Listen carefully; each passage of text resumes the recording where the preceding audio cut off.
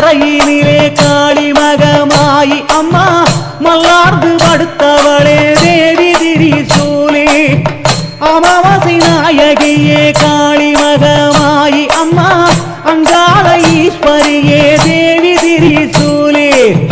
மசித்தீரில் வருபவளே காளி மகமாயி அம்மா